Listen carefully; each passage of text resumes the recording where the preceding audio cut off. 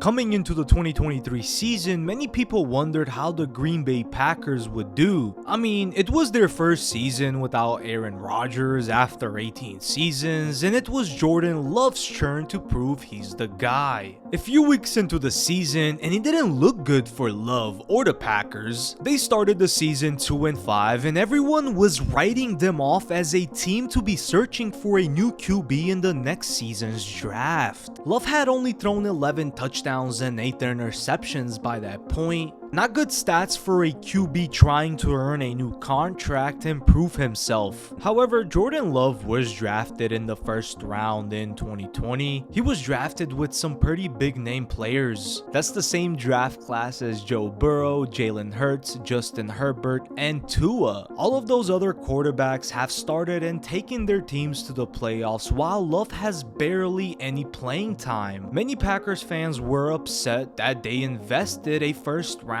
pick on a quarterback when they already had a Hall of Famer QB in Aaron Rodgers. It seemed like an even worse decision when Rodgers went on to win 2 MVPs in a row after they drafted Love. They finally traded Rodgers away to the Jets and are giving Love full control of this offense after sitting him for his first 3 seasons. Love is doing great, and if he continues and gets the Packers to the playoffs, then the Packers will have a big decision to make.